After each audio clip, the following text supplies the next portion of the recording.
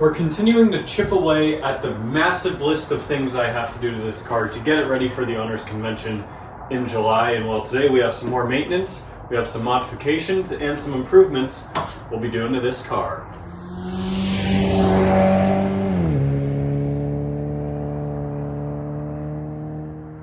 Pay no attention to the missing wheels, the jack stands, and missing headlights, but there are 4 items we need to accomplish today.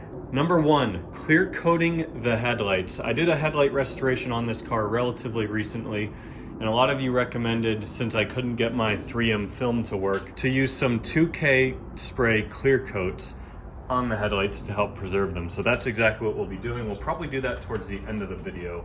Next is a special little modification we have from a subscriber that you all will probably be interested in doing to your 9.3s as well.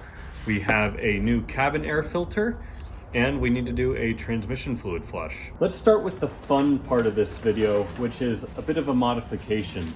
So one of my subscribers, Ty, he actually is creating these coil pack covers for the Ecotec engines. These are all engraved and cut. He has a few different designs if you prefer more vents, less vents, if you want to just say B207R or L, or you just want the Griffin logo on there. But he actually custom made this one for me and put my channel logo down there. So this is super awesome. I will link his eBay page to this in the description down below if you guys want to check him out. Highly recommend it. This is going to be an awesome visual upgrade to the engine bay. This might possibly be the easiest modification I've ever done to this car, because it's just these 4 little T30 bolts.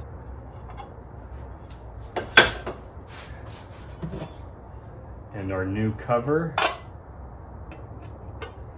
This goes so well with the black valve cover, and if we were to put the plastic engine cover on here, it would look even better. In this, he also includes some new bolts, which look way nicer than the old worn factory ones, because the old ones, being all gray and disgusting, would look really out of place next to this nice machined piece here. Wow, that looks awesome. I love how the vents are actually big enough to where you can see through here and see the coil packs and the wiring and everything underneath. But big thanks to Ty once again. Check out his eBay page if you want to pick one of these up for your cars, but this is just a nice little personal touch to make this even more special. Let's do our cabin air filter next.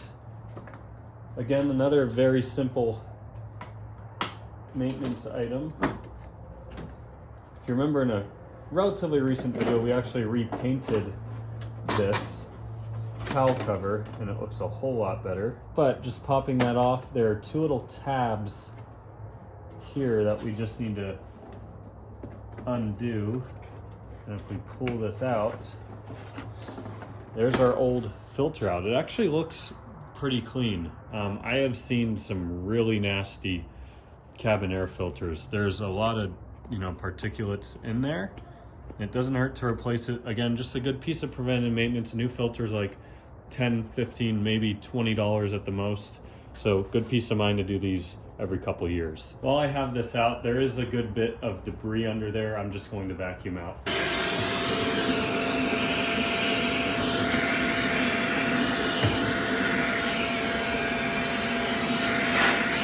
The only trick to know with the new filter is making sure it's put in the proper direction. There is an arrow on here pointing airflow, so we want it to go this way because air is going to flow that way into the cabin. While I spend 15 seconds putting this in, I want to take a second to promote my awesome merchandise that you've seen me wear so far in this video. If you want to help support the channel, you want some cool shirts for the Saab brand, check it out. It'll be linked at the top of the description down below. But that is as easy as it gets. Just kind of slides right in there and then close the little clips. And there it is, stuck in place. Drop this down. Drop this piece down.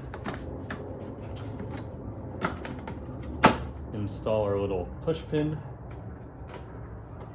Let's transition under the car for our transmission fluid change. So I have actually done a complete detailed video on how to do this change. It is fairly simple, so I'll still show most of the steps in this video. but that right there is our drain bolt. It's a 24 millimeter. If you look at the front of the engine, that is our dipstick. So I'm going to remove the dipstick first because I want to confirm that the level that's in there is perfect. And then what we'll do is drain that and essentially put back in the amount that we drain out. This is a 12 millimeter, which is a bit of an odd size. I ran the car for maybe 5 or 10 minutes. Admittedly, it's not hot, which you ideally want it to be actually hot when you do this. But just because right now the car's been on jack stands a while, I'm almost out of gas from doing the fuel pump job, so I don't want to run it super long, but just warm enough to hopefully help this drain out a little better. That just kind of pops out. We were actually a little low according to this. We're not quite up to the cold level. So that's good to know that we'll want to put in a little bit more than what we took out. Good sign though, the fluid is still red. I think I did this, maybe 25,000 miles ago, which is a decent interval to do this at. So the fluid does still look nice and clean. There we go. Broke loose pretty easily. Oh. Overshot just a hair. We're gonna let this drain for a few minutes just to get out as much as we can. We're not going to get every last drop out because there's still gonna be a bunch in the transmission lines, the torque converter, and all the other transmission components. So we're not gonna lose every single ounce of transmission fluid, which is why when people do transmission fluid changes, sometimes they'll do the change, run the car 100 miles, do another flush, and do it 2 or 3 times to make sure you get all new fluid out. While we're waiting for that to drain the rest of the way, let's discuss transmission fluid real quick. So automatic transmission fluid. This is just like engine oil. It's heavily debated on the Facebook groups and on forums. I have always run Toyota Type 4 transmission fluid. You can get this at any Toyota dealership. It's like $6, $7 a quart. It's actually pretty cheap. This and Mobil 1 3309 are the 2 most common transmission fluids, automatic transmission fluids that people use in these cars. Both are great. I've heard great things about the Mobil 1 stuff. I'm just gonna stick with the Toyota like I have in the past because, well, it's the same exact fluid. And generally speaking, it's good to put in what you're taking out. Been dripping for about 35 minutes now. So I think I'm just gonna call it good there. Get the surface cleaned. I cleaned the bolt and the washer.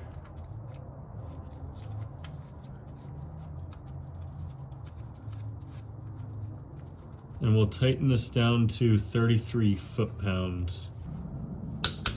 There we go. It's looking like we drained just a hair under 4 quarts.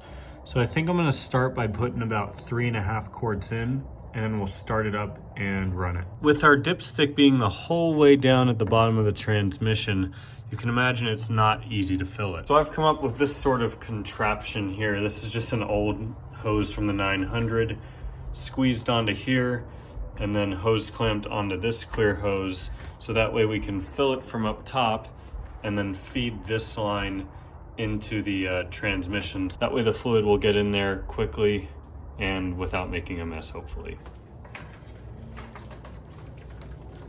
Underneath, with our dipstick removed, we will just stick that line in there.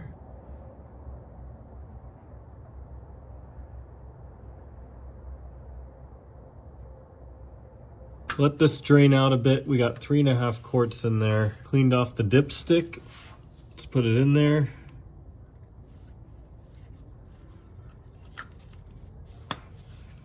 Click it in. This is showing that we're way overfilled.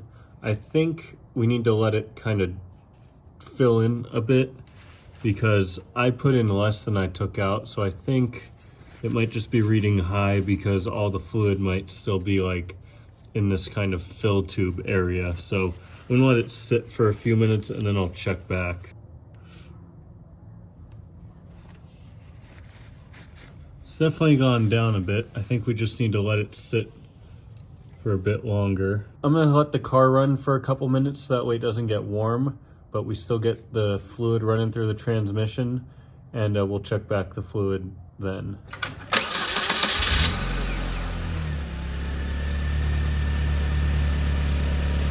It's definitely reading lower now.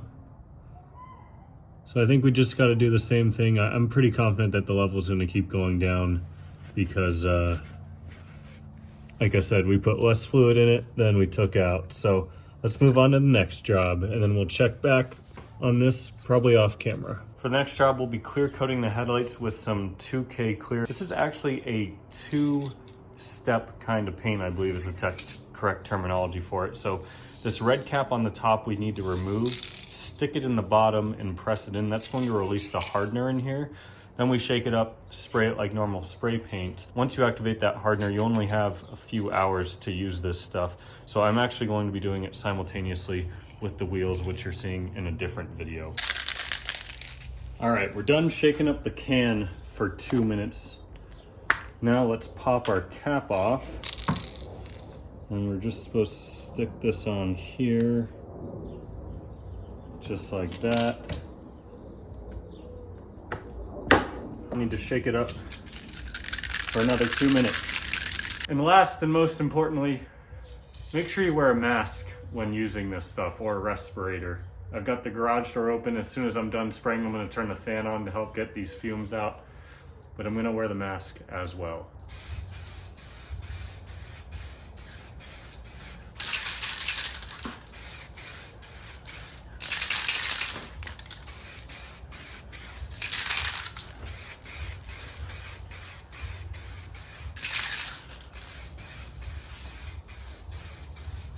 We've got to have a discussion about 2K clear. Now, every time I've refinished headlights in the past, I've always had people in my comments recommending using this stuff to help preserve them longer. I did notice that the internet seems to be pretty split on whether or not this stuff is good or not for headlights. Seems like some people swear by it, it's great, and other people say it sucks, it doesn't work.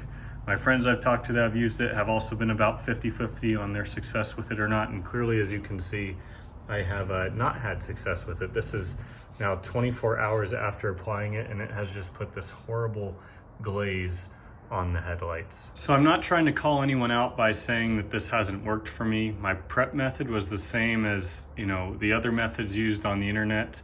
The headlights were just refinished about a month ago, but this didn't work for me. I'm sure people will be typing away in the comments saying I did something wrong, but again, followed the procedures online. So really our only resolution to this is to sand off the clear coat and essentially completely repolish, re-wax these headlights, which is going to be quite a bit of work. So again, if 2K clear works great for you, that's awesome. It just has not worked out for me. So I will catch up with you all when these hopefully look a bit better. Thankfully, this did not take me an incredibly long time to fix. I only had put 2 light coats on these headlights because I could tell after the second light coat that this haze was going to remain. So it only took maybe 10 minutes or so of buffing with 800 grit to get most of the clear coat off, and then I just went with 1500 and 2000 before polishing and waxing, and this is our finished result. So it looks as good as it did, well, before we started this, maybe even a little bit better. If you all are interested in the full video on how I did this recently, click the video up in the top corner, but I've got to do the same thing to this one next. Look at these. They look brand new. You know, I've said it before and I'll say it again. Restoring headlights is one of the most therapeutic things you can do to your car. It's always just so satisfying. In this case, it was a little bit less satisfying because it was correcting a mistake, but the point still stands.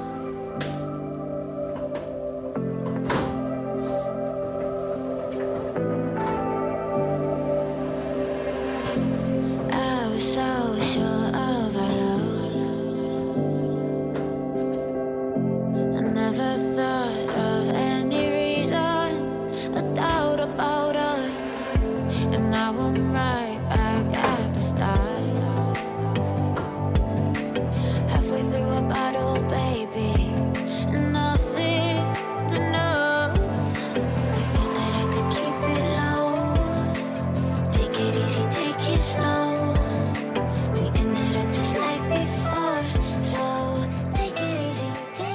cabin air filter, that nice cosmetic spark plug and coil pack cover modification, trans fluid flush, and well, we kind of did a mistake, but then learned from our mistake and got the headlights back to looking great.